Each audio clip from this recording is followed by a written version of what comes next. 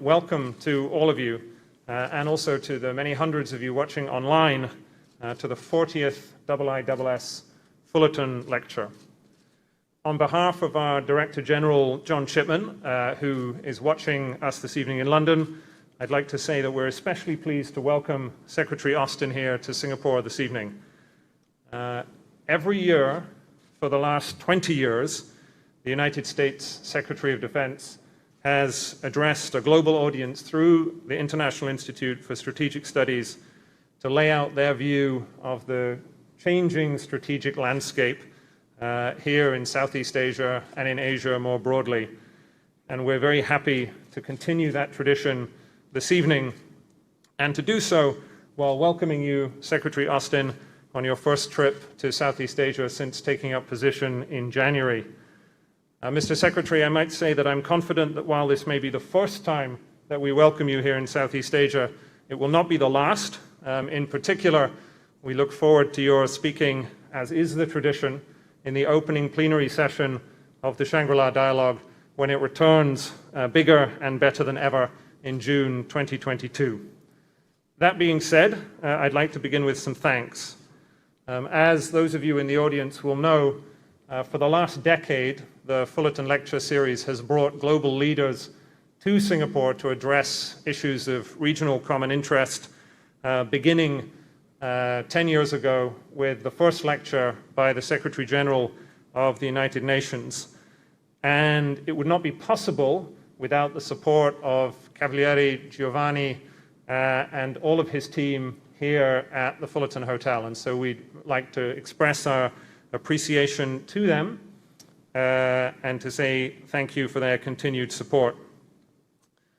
Tonight is not only the restart of the series after the restart of this series after the pandemic, it's also a particularly opportune time to hear the remarks that the Secretary is going to make. This is a time of great change in our region. Southeast Asia is still recovering from the coronavirus pandemic, an event that has changed the region's economic and strategic balance. We're 6 months into the Biden administration, and I think it would be fair to say that many in this room and many watching are eager to hear more details of the administration's view of the balance of the region. We face undeniably growing competition between the US and China, and questions about how the US will seek to manage that competition. There's particular concern about potential conflicts over Taiwan, as well as in the South China Sea. Here in Southeast Asia, states are seeking cordial relations with both powers, even at a time while questions are being asked about ASEAN and the role that it plays in the region's security landscapes. And meanwhile, there are other players coming into the region too. Many of you will have seen the United Kingdom carrier strike group passed through the Straits yesterday, including significant US participation, one of many outside players beginning to play or seek to play a role in this region's security. So Secretary Austin has entitled his address this evening, "The Imperative of Partnership." And I know that many of America's friends and partners in this audience and around the region are looking forward to learning about these points and others during the Secretary's remarks. So before we begin, some brief housekeeping. Our lecture this evening will run for 1 hour. We have, as you can see, various safe management measures in place. We've asked that the audience do not take pictures during the lecture that the Secretary gives. We'd ask you to turn off your phones, or at least to turn them to silent. When the Secretary comes to speak, he'll give his speech for 20 or 25 minutes. He's then agreed to take a period of questions, which I will moderate. Those questions will be taken partly from those of you in the room. If you want to ask a question, then raise your hand and I'll ask you to stand up and ask your question so that you're clearly visible to those in the room, but also to those watching online. Those of you watching online, you can ask your questions using the Zoom Q&A function, and I have a magic iPad on my desk and I'll be able to see them and pick a small selection. And then we'll end the event no later than 7 o'clock.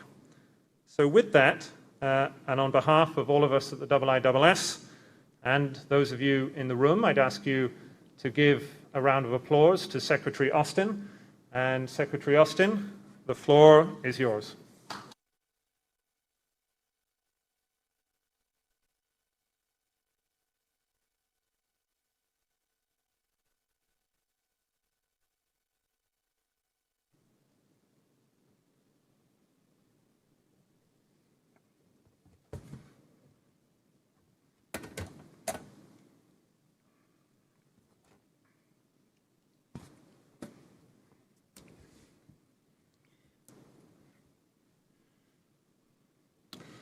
Well, good evening, everyone. It's great to be here in Singapore, and it's an honor to be giving what I'm told is the 40th Fullerton Lecture.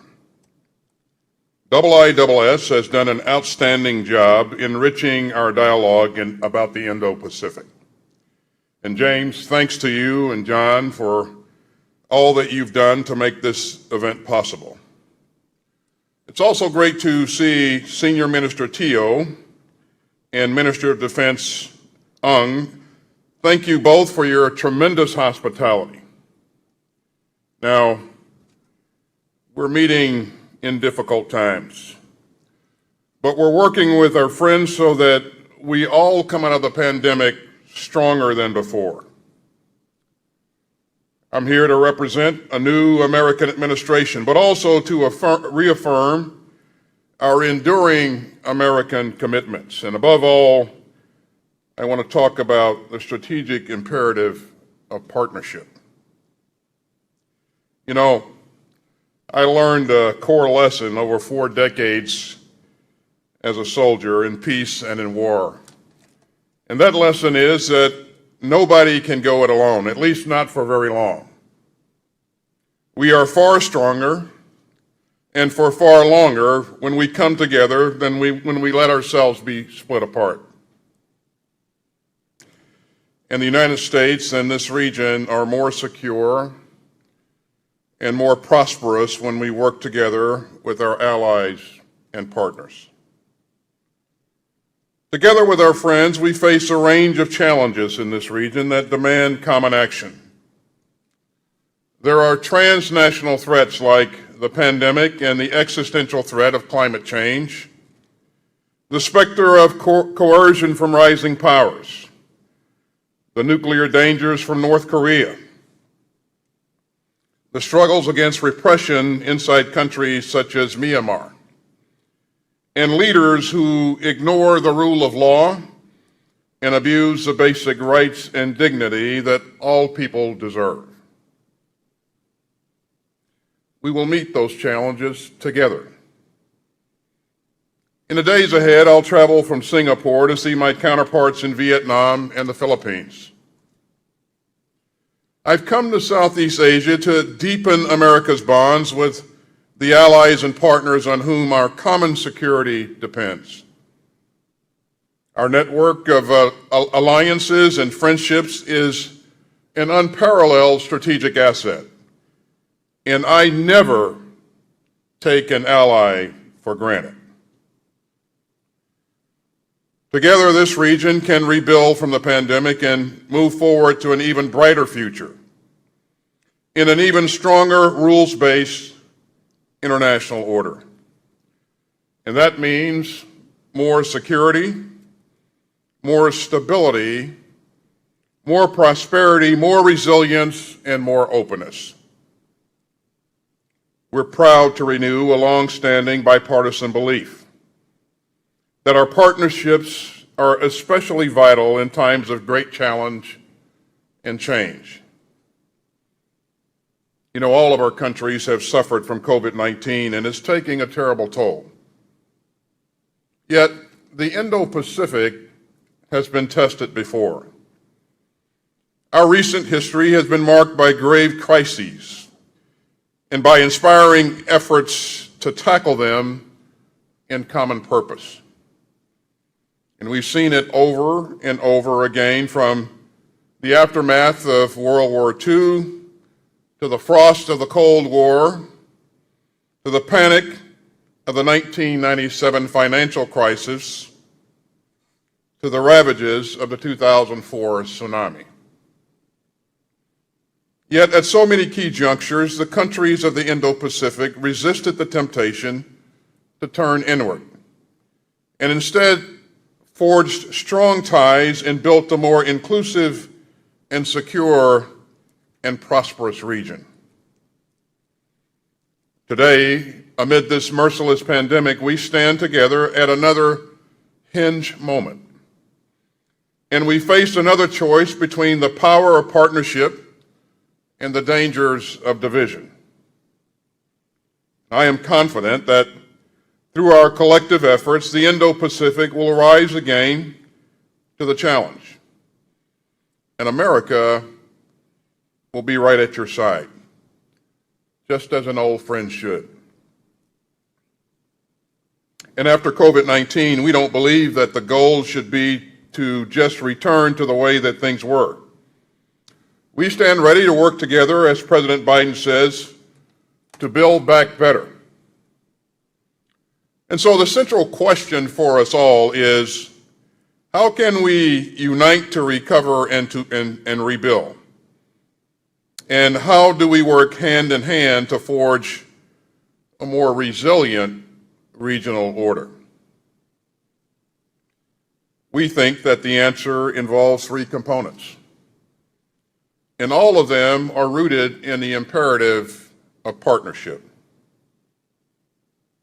First, the most urgent task is recovery. We must redouble our fight against COVID and raise up a safer, healthier, and more prosperous future. Second, we must look further ahead and invest in the cooperation and the capabilities and the vision of deterrence that will meet the security challenges here in Southeast Asia and across the Indo-Pacific. And third, we must recommit ourselves to the great long-term project of coming together as Pacific states to build a free and open region, one that stretches towards new horizons of partnership, prosperity, and progress. And let me talk a little bit more about these three areas. First, recovery. We must focus on the fundamentals, working urgently together to tackle the COVID crisis and to restore the region's economic dynamism. The pandemic has reminded us how deeply our world is interwoven. Today, a threat to global health anywhere is a threat to security everywhere. And so the United States has been rushing urgently needed assistance across the Indo-Pacific. And that includes testing equipment, oxygen supplies, PPE, ventilators, and storage for vaccines. And my team has been pushing hard to find other ways to help, including providing logistics support, establishing mobile clinics, and offering new military medicine training.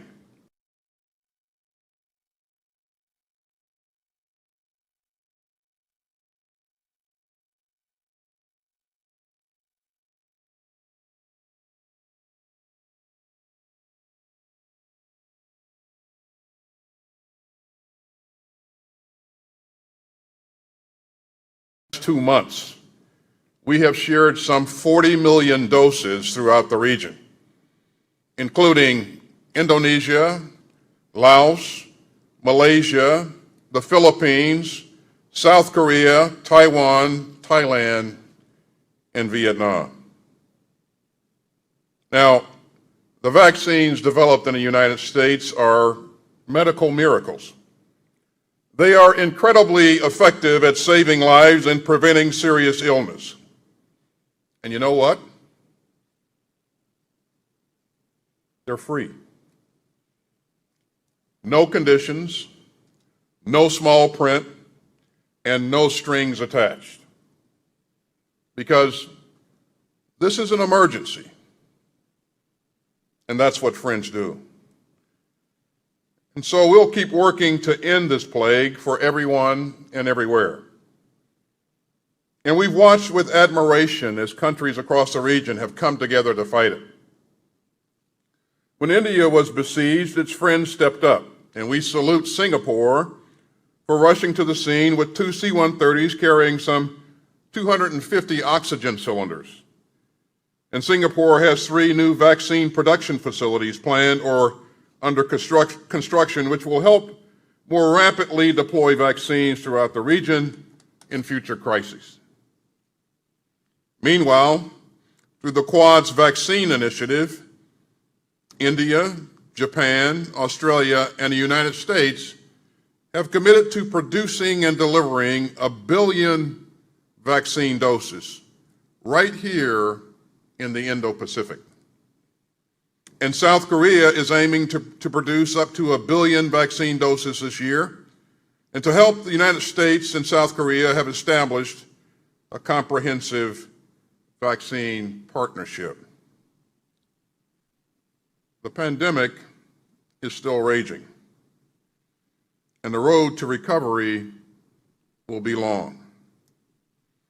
Yet these partnerships reflect our common determination and common humanity.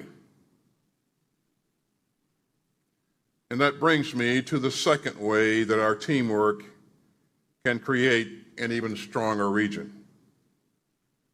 And that is by coming together to tackle current and emerging challenges in the region that is the highest strategic priority for the Department of Defense, the Indo-Pacific region. Now, President Biden has made clear that the United States will lead with diplomacy. And the Department of Defense will be here to provide the resolve and reassurance that America's diplomats can use to help prevent conflict from breaking out in the first place. As I've said before, it's always better to stamp out an ember than to try to put out a blaze. So deterrence remains the cornerstone of American security. And for decades, we have maintained the capabilities, the presence, and the relationships needed to ward off conflict and to preserve the stability that lies at the heart of our shared prosperity. Yet emerging threats and cutting-edge technologies are changing the face and the pace of warfare. So we're operating under a new 21st century vision that I call integrated deterrence. So we're operating under a new 21st century vision that I call integrated deterrence. Now, integrated deterrence means using every military and non-military tool in our toolbox in lockstep with our allies and partners. Integrated deterrence is about using existing capabilities and building new ones and deploying them all in new and networked ways, all tailored to a region's security landscape and growing in partnership with our friends. And so together we're aiming to coordinate better, to network tighter, and to innovate faster. And we're working to ensure that our allies and partners have the capabilities, the capacities, and the information that they need. With our friends, we are stepping up our deterrence, resilience, and teamwork, including in the cyber and space domains. We're working with our host here in Singapore to enter a new phase in cyber defense cooperation. We're partnering with Japan to deploy new sensors in space to better detect potentially threatening behaviors and exploring similar opportunities with other friends. I'm especially pleased that Singapore has chosen to invest in the F-35 Joint Strike Fighter. Now that's going to boost our collective capabilities and open up new opportunities for high-end combined training. Integrated deterrence also means working with partners to deter coercion and aggression across the spectrum of conflict. including in the so-called gray zone, where the rights and livelihoods of the people in Southeast Asia are coming under stress. That's why we're working to strengthen local capacity and to bolster maritime domain awareness so that nations can better protect their sovereignty, as well as the fishing rights and the energy resources afforded them by international law.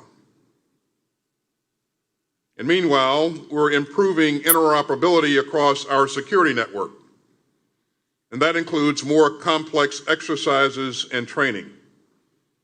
In Japan, for example, we recently wrapped up an ambitious large-scale exercise in which U.S. and Japanese forces together conducted the first successful firing of a high-mobility artillery rocket system in Japan.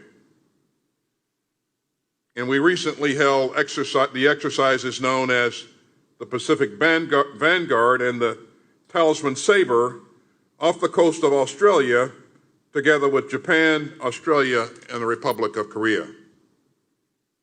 And that underscored our ability to carry out integrated and high-end maritime operations with our allies. I'm especially encouraged to see our friends building stronger security ties with one another, further reinforcing the array of partnerships that keeps aggression at bay. And meanwhile, we're working with Taiwan to enhance its own capabilities and to increase its readiness to deter threats and coercion, upholding our commitments under the Taiwan Relations Act and consistent with our One China policy. At the same time, we're moving to enhance our combined presence in the Indo-Pacific with other close partners and allies. Take Britain's historic deployment of a carrier to the Pacific. The HMS Queen Elizabeth is sailing through this region as the flagship of a multi-nation carrier strike group that includes a U.S. destroyer and a U.S. Marine Corps F-35 squadron. All that brings me to the final way in which we can move forward together toward the future that this region deserves. And I speak as a representative of an Indo-Pacific country with vital interests that are best served by a stable, open, and prosperous region. Our strategic partnerships can carry us all closer to the historic common project of a free and open Pacific at peace with itself and with the world. A stronger, more stable regional order where countries resolve disputes amicably and uphold all the rights of all their citizens. To bring that day closer, we are working through old alliances and through new partnerships, and through regional and multilateral channels from Asean to the Quad to the UN Security Council. We've long sought to create space for Indo-Pacific countries to realize their highest aspirations and safeguard the rights of their citizens. And these joint efforts with our friends rely on more than just intersecting interests. They draw strength from common principles. And that means a deep belief that countries must remain sovereign and free to chart their own destinies. A profound commitment to transparency, inclusion, and the rule of law. A dedication to the freedom of the seas. A devotion to human rights and human dignity and human decency. An adherence to core international commitments. And an insistence that disputes will be resolved peacefully. Yet this region has witnessed actions that just don't line up with those shared principles. Beijing's claim to the vast majority of the South China Sea has no basis in international law. That assertion treads on the sovereignty of the states in the region. We continue to support the region's coastal states in upholding their rights under international law. And we remain committed to the treaty obligations that we have to Japan in the Senkaku Islands and to the Philippines in the South China Sea. Unfortunately, Beijing's unwillingness to resolve disputes peacefully and respect the rule of law isn't just occurring on the water. We've also seen aggression against India, destabilizing military activity and other forms of coercion against the people of Taiwan, and genocide and crimes against humanity against Uyghur Muslims in Xinjiang. Now, these differences and disputes are real, but the way that you manage them counts. We will not flinch when our interests are threatened, yet we do not seek confrontation. So let me be clear. As Secretary, I am committed to pursuing a constructive, stable relationship with China, including stronger crisis communications with the People's Liberation Army. You know, big powers need to model transparency and communication. And so we hope that we can work together with Beijing on common challenges, especially the threat of climate change. Yet, even in times of competition, our enduring ties in Southeast Asia are bigger than just geopolitics. As Prime Minister Lee has counseled, we are not asking countries in the region to choose between the United States and China. In fact, many of our partnerships in the region are older than the People's Republic of China itself. And that's why we're expanding our important work with countries throughout the Indo-Pacific and with Asean itself, a critical body that brings the region closer together, offering everyone a voice and building deeper habits of cooperation. And I'll say that personally am proud that my predecessors and I have attended every single meeting of the ASEAN Defense Ministers Meeting Plus, a venue that is increasingly central to the region's security architecture. ASEAN is also showing its ability to lead on the region's most important issues. And we applaud ASEAN for its efforts to end the tragic violence in Myanmar. The Myanmar military's refusal to respect the inalienable rights of the Burmese people and to defend their basic well-being is flatly unacceptable. A military exists to serve its people, not the other way around.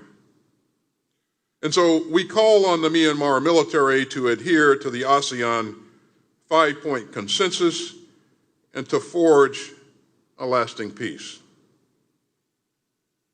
As ASEAN plays its central role, we are also focusing on complementary mechanisms in the region. I know how pleased President Biden was to host the first Quad Leaders Summit in March, and structures like the Quad make the region's security architecture even more durable. We're also taking a leading role at the UN Security Council. That includes enforcing its critical resolutions about nuclear dangers on the Korean Peninsula. And we're taking a calibrated, practical approach that leaves the door open to diplomacy with North Korea, even while we maintain our readiness to deter aggression and to uphold our treaty commitments and the will of the Security Council. Our partnerships draw strength from our shared belief in greater openness and our belief that people live best when they govern themselves. Now, our democratic values aren't always easy to reach, and the United States doesn't always get it right. We've seen some painful lapses, like the unacceptable and frankly un-American discrimination that some Asian Americans and Pacific Islanders have endured in my country in recent months. I believe that we're better than that, far better than that. But you know, we aren't trying to hide our mistakes. When a democracy stumbles, everyone can see and hear it. It's broadcast in loud and living color and not hushed up by the state.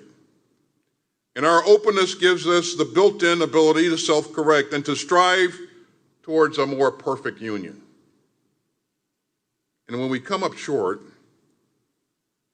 when we stray from our Constitution's wisdom, we have a pretty good track record of owning up and trying to do better. Even in times of challenge, our democracy is a powerful engine for its own renewal. And we've embarked upon an ambitious program to build back better after the pandemic. President Biden likes to tell the world leaders that he meets with that it's never, ever, ever been a good bet to bet against America. Ladies and gentlemen, what ties all of this together is one simple insight. When we work hand in hand with our friends, we are stronger and more secure than we could ever be on our own. And that's what guides my approach to this most important region as Secretary of Defense. Our alliances are unmatched and unrivaled, and they are a source of strength and security. Our countries share the shores of the Pacific, but we also share an understanding of the power of partnership. Geography has made us neighbors, as President Kennedy once put it, but vision and values have made us friends. As a fellow Indo-Pacific country, we believe that the next chapter in the story of this region can be an inspiring one. A time where, as President Biden likes to say, hope and history rhyme. So we stand together with you as your allies, your partners, and your friends, because we know that no one can go it alone. And we are confident that together we can build a brighter and better future for all of our children. Thank you very much.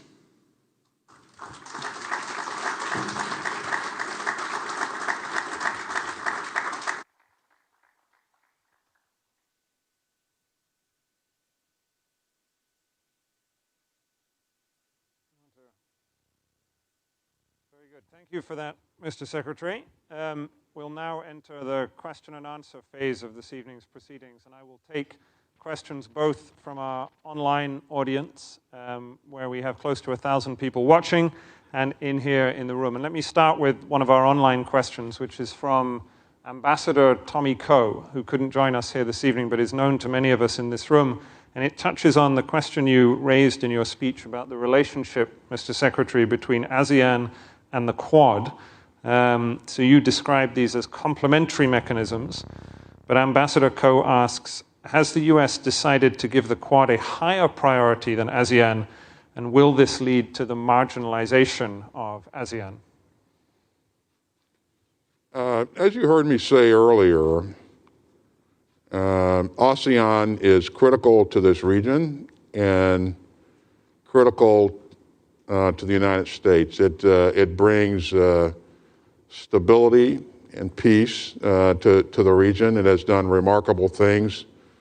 And you can expect that we will remain engaged with ASEAN as we have been in the past. And you heard me say that, I'm proud of the fact that, my predecessors and I have made every defense ministers meeting plus, and we clearly value, the goodness that ASEAN brings to the region and the stability that it works to create. And so we don't see the two organizations or entities competing with each other. We see them as complementary. The goal is to work to build greater stability and peace in the region, and also to ensure that that we're working towards that rules-based order that you heard me mention earlier. Again, we'd like to see us continue to maintain a free and open Indo-Pacific region. Very good. Let me turn to a question from the room. Lynn Kwok from the IISS. Lynn, if you wouldn't mind putting your laptop down and standing up so people can see you. Thank you so much, Mr. Secretary. You focused a lot on partnerships today, and I'd like to ask two questions regarding that. First, you talked about, the ability of the United States to forge strong partnerships in the region will depend at least in part on its ability to assuage concerns in the region that the US is being unnecessarily combative in relation to China. Your Assistant Secretary once said before in testimony that the Trump administration was combative, was confrontational without being competitive. How well do you think the Biden administration has done in being competitive without being confrontational? Tensions around Taiwan are at decades-long high. The Biden administration has also retained much of the policies of the Trump administration in relation to China. So that's my first question. On my second question, you'll be traveling from Singapore to Vietnam as well as to the Philippines. How well do you think the framing of the geopolitical competition around authoritarian versus liberal states, how well do you think that fares in terms of forging partnerships in Southeast Asia? Do you think it's a framing that works well in the region? Thank you.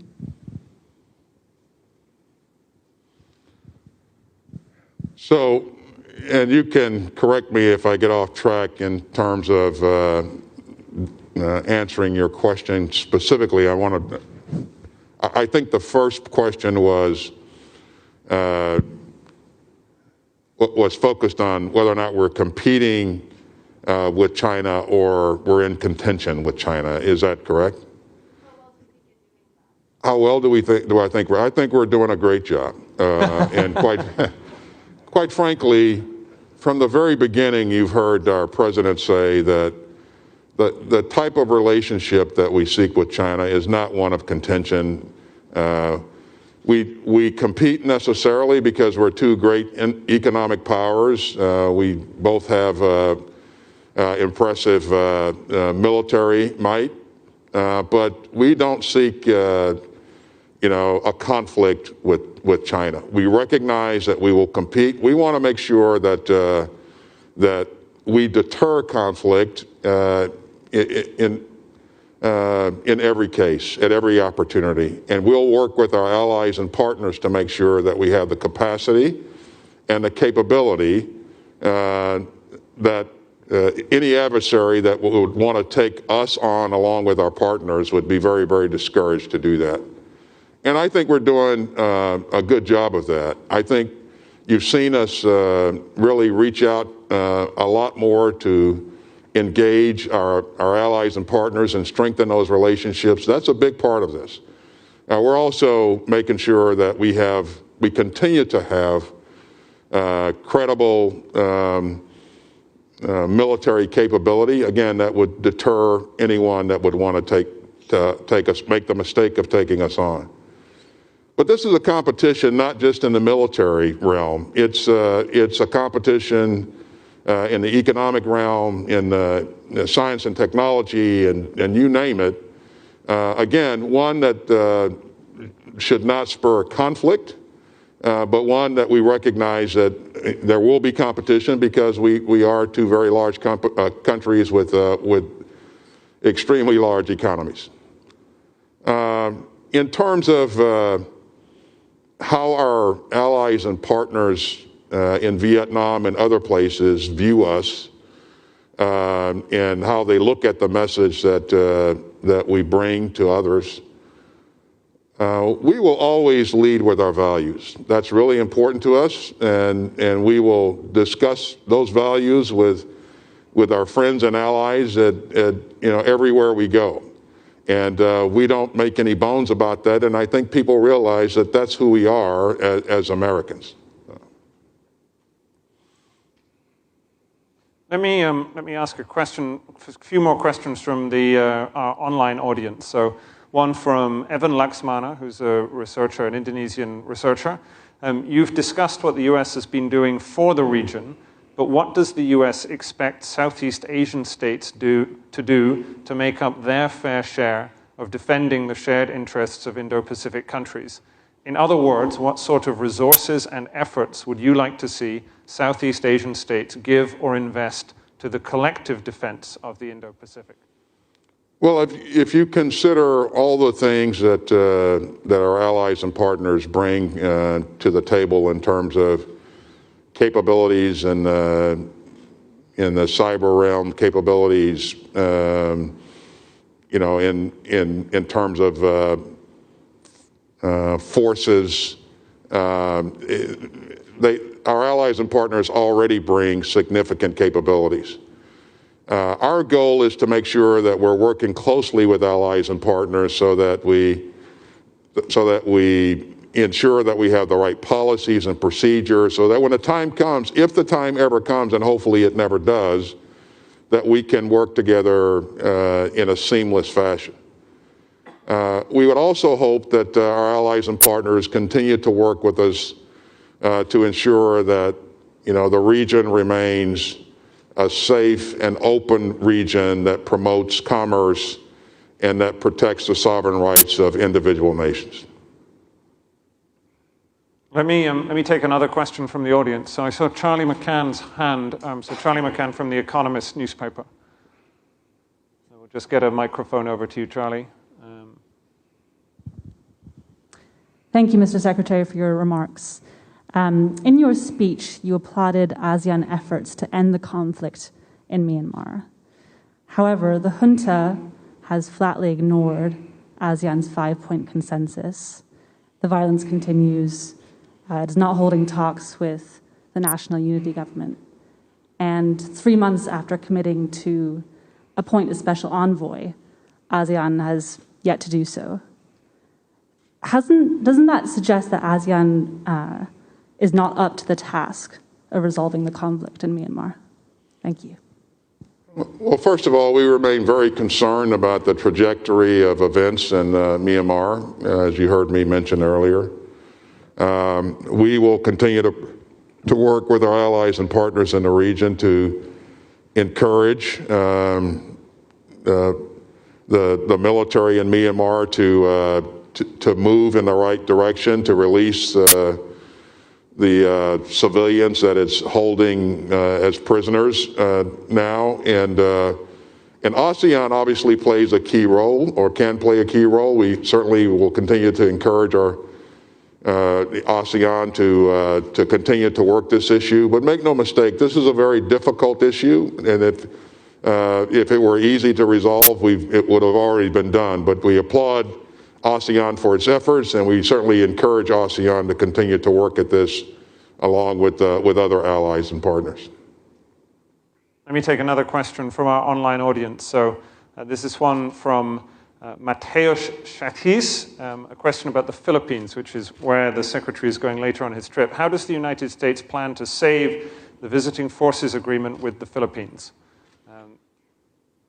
Well, this is something that we, again, will continue to work on with the leadership in the Philippines. The Philippines are a very important country to us, and we treasure that relationship, their partnership. I think there are a number of things that we have in common. I look forward to having a discussion with the Minister of Defense and the leadership about the potential of extending the agreement. But again, this is a thing that continues to be a work in progress, and so far I think we're in a good place. We'll continue to build upon the progress that we've made. So. I saw a question from Ewan Graham, my colleague at the IISS. If we could have a microphone down here to the front. Thank you. You referenced already the British carrier strike group, which sailed past Singapore just yesterday and is now in the South China Sea. And I think appropriately referenced that in terms of it being, although British-led, multinational in nature with a Dutch ship and also the US participation. In view of that, what's your prognosis for burden sharing in this part of the world? And I'm thinking not just of far-flung and capable US allies and partners that bring naval capability, but again, to bring the focus back to Southeast Asia and the onward part of your itinerary here. What can the smaller nations that do not necessarily have those capabilities do to offer in terms of access in a way that may make the US Navy and military more generally sustainable and engaged? Well, first of all, as you no doubt are, I'm excited about what we're seeing with the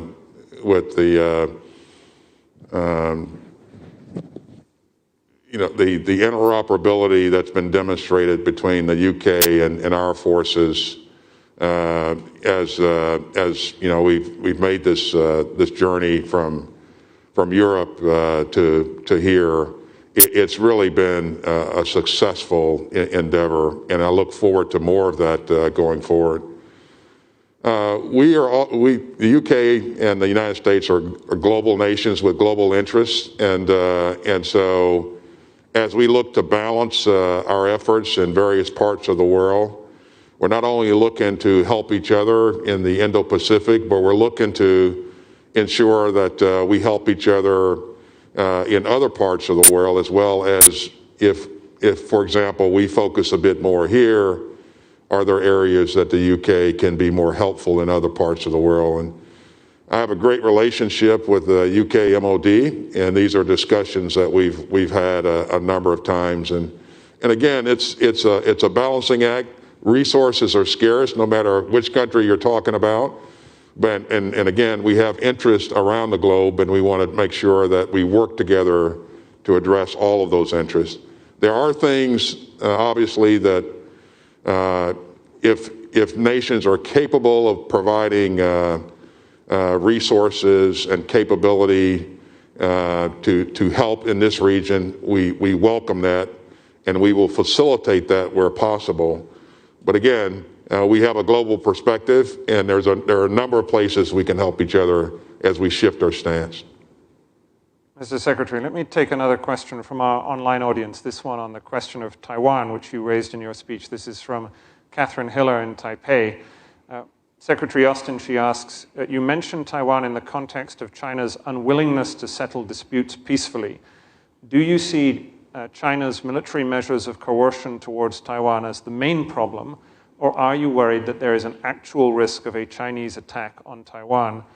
Put another way, do you share the assessment of former Indo-PACOM Commander Davidson that such an attack could occur as soon as 2027? Well, I certainly wouldn't endeavor to provide any kind of intelligence assessment in this forum, but I would say that certainly Mr. Xi has been vocal about what his interests are going forward, and I think we have to take him for his word. No one wants to see a unilateral change to the status quo with respect to Taiwan, and again, we are committed to supporting Taiwan and this capability to defend itself in accordance with the Taiwan Relations Act and our One China policy. So, I don't want to hazard any type of predictions. I think that, again, we'll stay focused on helping Taiwan to defend itself, or having the capabilities to defend itself going forward. Very good. We have many questions online, and I'm going to take just one more, and then I know the Secretary has to leave us this evening. So I wanted to take a question on North Korea from my colleague in London, Robert Ward from the IISS. North Korea's nuclear and ballistic missile challenges continue to be a priority security challenge for the US, Japan, and the Republic of Korea.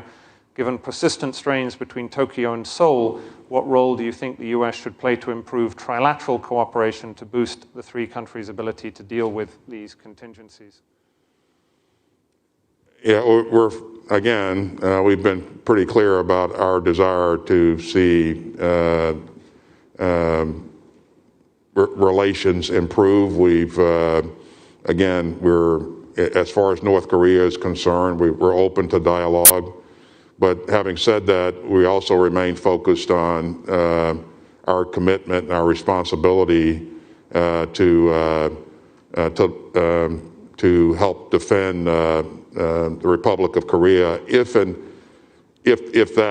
ever comes to that. So our readiness to be able to live up to our commitments is pretty important to us. But again, we remain open to dialogue. So. Mr. Secretary Austin, this draws our proceedings this evening to or near to a close.